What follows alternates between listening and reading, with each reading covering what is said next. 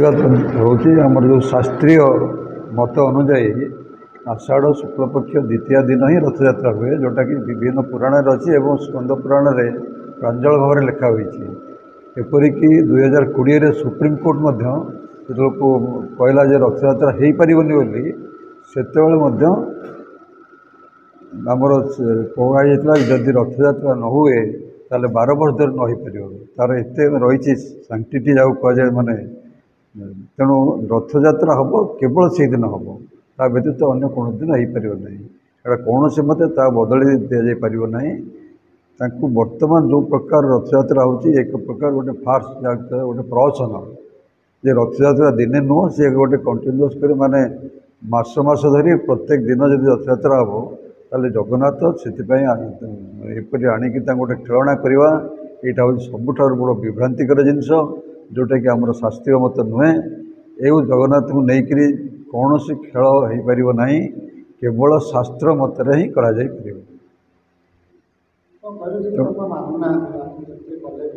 आम कहीलु तापर कौन हो बर्तमान मुख्य सोर्स को नवा पड़ो थे लुधियाना से करते जो गजपति डाकिकी सेठू पुरी आनी विभिन्न शास्त्रज्ञ मानक से शास्त्र देखिक कहते केवल से दिन टी कर से ओरी जाते किंतु ये प्रत्येक जगह छतु फुटला भाई जो मंदिर होती करने को अच्छी ताले आम आमर मुख्यमंत्री माध्यम प्रधानमंत्री को कहवा पड़ो और सारा विश्व जो हजार हजार संख्यार मंदिर है से गोटे गाइडलाइन देवा पड़ो से अनुसार करने पड़ो ना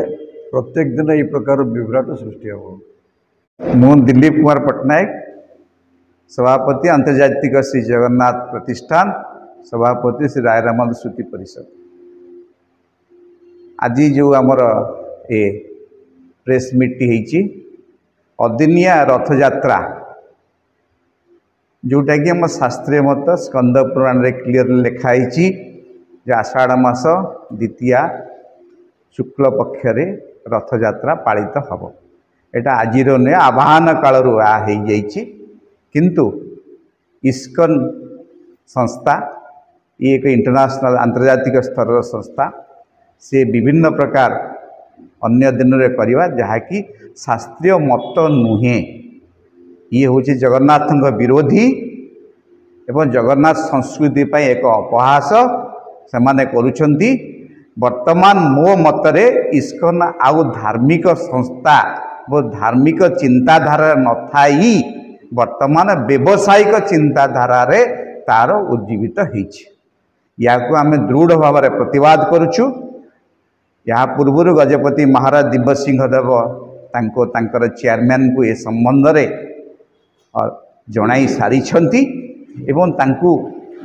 अनुरोध करिसंती अधीन रे जगन्नाथ रथ यात्रा करवा विधेय नुहे ये संबंध में आम ओडिशा सरकार भारत सरकार को मध्य ए विषय अवगत करूँ जदि ए संबंध में कौन उचित प्रतिकार न करा जाई पारे आमे भुवनेश्वर थिबा इस्कन मंदिर रे आमे निश्चित भाव में पिकेटिंग करिकी आर प्रतिवाद करिकी सरकार को जनइबू एवं सरकार तरफ तार आमे इंटरनेशनल क्षेत्र में प्रेसर करूँ या न करने।